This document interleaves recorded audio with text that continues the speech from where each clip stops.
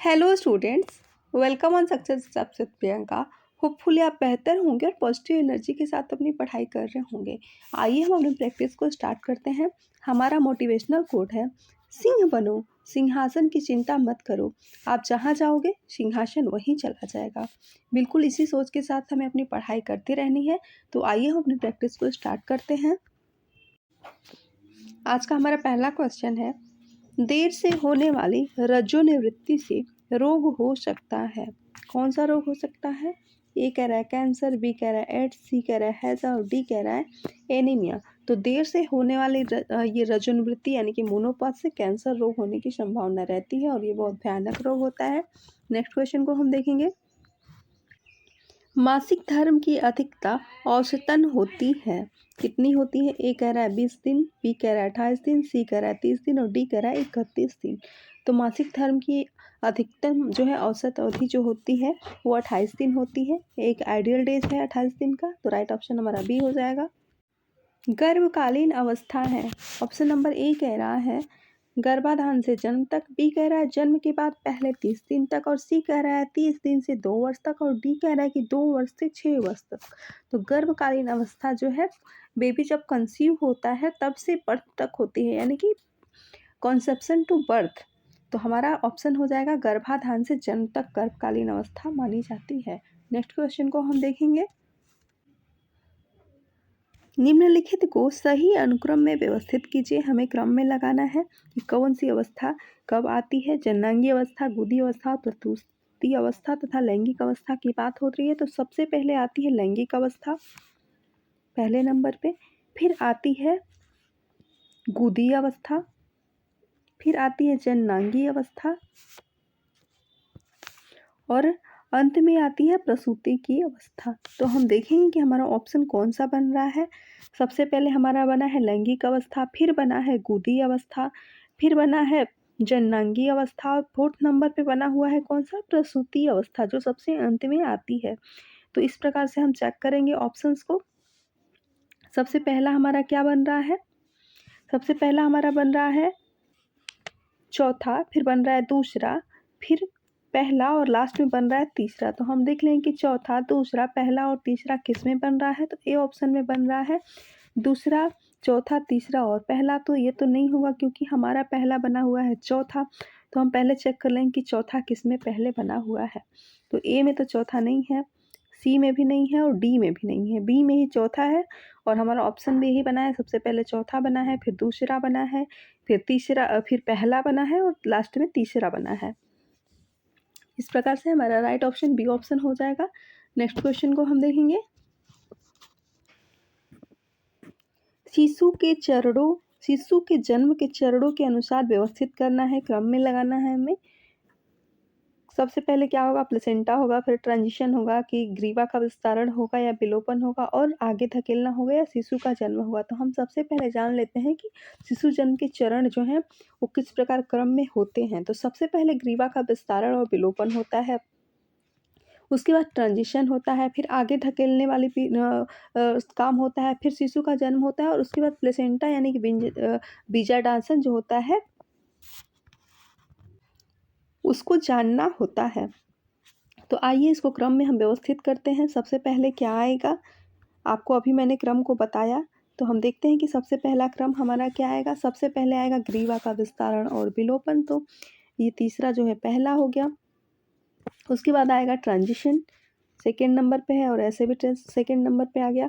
फिर आगे धकेलना third number पे होगा और फोर्थ नंबर पे होगा शिशु का जन्म और लास्ट होगा प्लेसेंटा बीजांडासन जानना। हम देखेंगे कि हमारा क्रम क्या बना हुआ है। हमारा क्रम बना हुआ है तीसरा, दूसरा, चौथा, पांचवा और पहला। तो हम देख लेते हैं कि तीसरा, दूसरा, चौथा, पांचवा और पहला किस में है। इसका कूट को हम चेक करते हैं।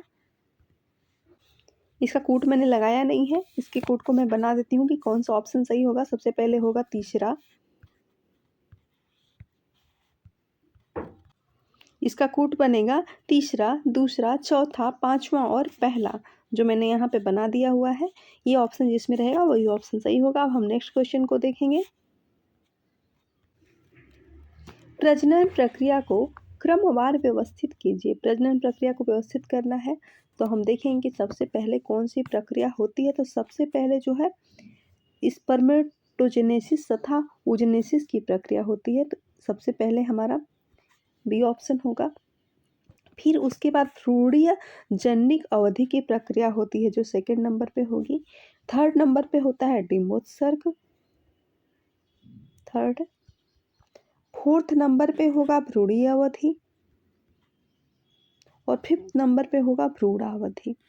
तो अब हम देखेंगे कि हमारा ऑप्शन क्या क्या बना है। सबसे पहले हमने बनाया है कि स्पर्मेटोजेनेसिस तथा जनेउसिस, दूसरा बना है भ्रूणीय जनिक अवधि, तीसरा बना है डिम्बोत्सर्ग और चौथा बना है भ्रूणीय अवधि और पांचवा बना है भ्रूणा अवधि। तो इस प्रकार से हम ऑप्शन को चेक करेंगे। हमारा ऑप्शन बना हुआ है बी, ई, डी, एफ, सी और ए। तो हम देख लेंगे कि बी, ई, डी, एफ, सी और ए किस में दिया हुआ है। तो बी, ई, डी, एफ, सी और ए हमारा ए ऑप्शन में ही बना हुआ है। तो राइट ऑप्शन हमारा ए हो जाएगा। नेक्स्ट क्वेश्चन को हम देखेंगे। गर्भवती महिला को सूचित किया गया कि उसका निषेचित भ्रूण गर्भाशय के अतिरिक्त दूसरी जगह पर विकसित हो रहा है। इस स्थिति को हम क्या कहेंगे? जब गर्भ है जो गर्भाशय में ना ठहर कर कहीं और दूसरी जगह पे ठहर जाता है तो हम उसको क्या कहेंगे? ऑप्शन नंबर ए कह रहा है RH असंगति, बी कह रहा है इन विट्रो निषेचन, सी कह रहा है सेरोगेसी और डी कह रहा है अस्थानिक गर्भावस्था। तो जब महिला का गर्भ जो है गर्भ में ना ठहर कर अतिरिक्त दूसरी जगह पर विकसित हो रहा होता है तो उसे अस्थानिक गर्भावस्था यानी कि एक्टोपिक प्रेगनेंसी के नाम से हम जानते हैं। तो राइट ऑप्शन हमारा डी हो जाएगा। गर्भपात LBW समय पूर्व जन्म ... के साथ जुड़े हैं। किसके साथ जुड़े हैं? ए कह रहा है निम्न फोलेट स्तर, बी कह रहा है निम्न लिपिड स्तर, सी कह रहा है निम्न कार्बोहाइड्रेट स्तर और डी कह रहा है निम्न प्रोटीन स्तर।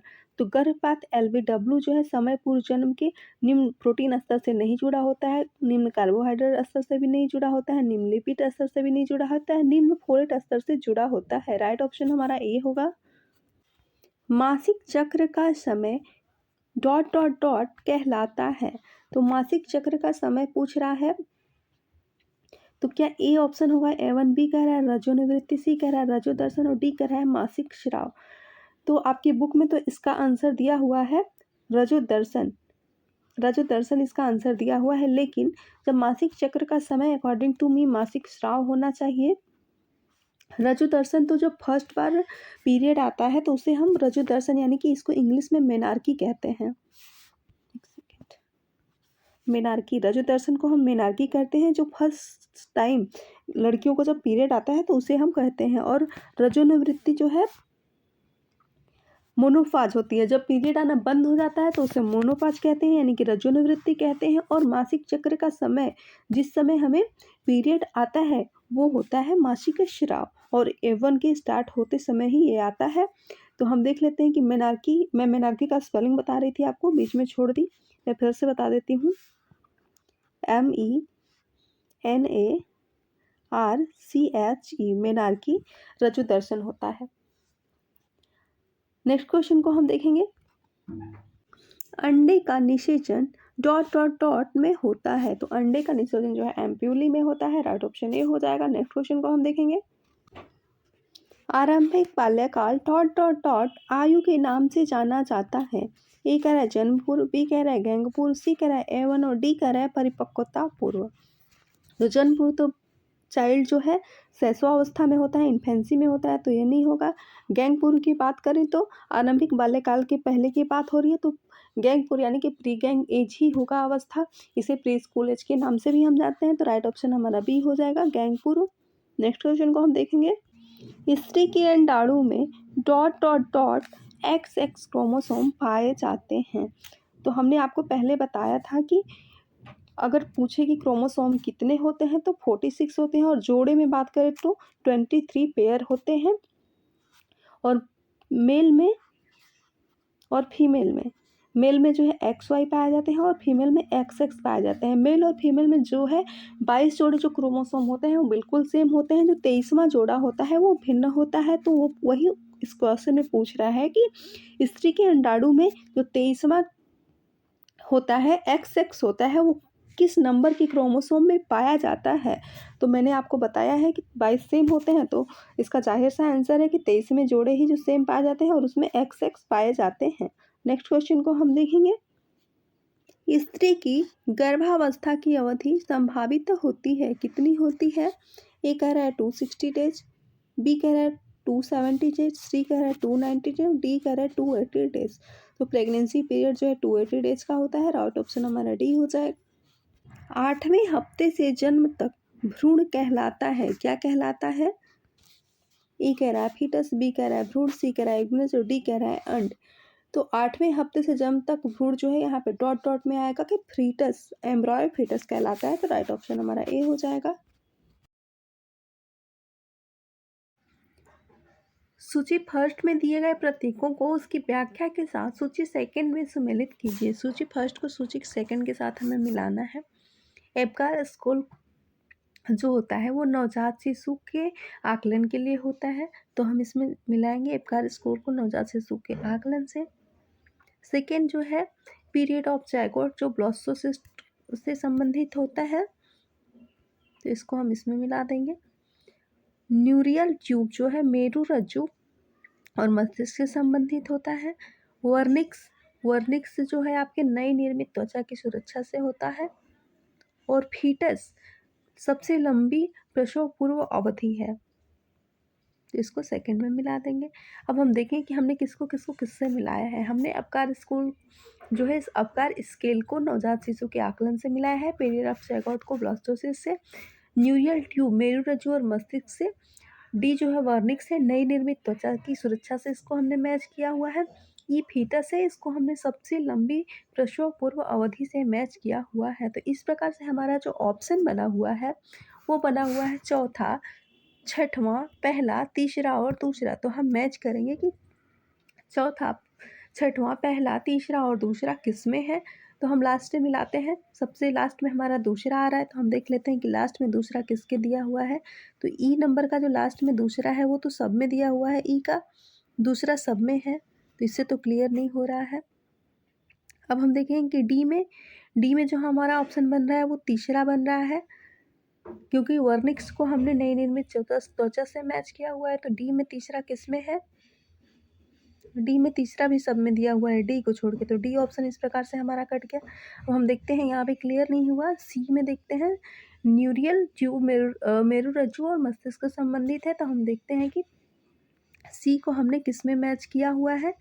सी का हमारा होगा पहला, तो पहला हम देख लेते हैं कि किस में है सी का पहला। तो सी का पहला सी में ही दिया हुआ है, बाकी सब में किसी ए में तो पांचवा दिया है तो ये कट जाएगा, बी में भी चौथा दिया हुआ है सी का, तो ये भी ऑप्शन कट जाएगा। इस प्रकार से हमारा सी ऑप्शन करेक्ट हो जाएगा, जिसमें जो है सबसे पहले चौथा है, फिर छठा है, पहला है, तीसरा है और दूसरा है, और हमारा ऑप्शन भी यही बना हुआ है। तो राइट ऑप्शन हमारा सी हो जाएगा। हमें बड़े क्वेश्चंस को बिल्कुल पेशेंस के साथ सॉल्व करना है, क्योंकि जल्दीबाजी में हम इसे गलत कर सकते हैं।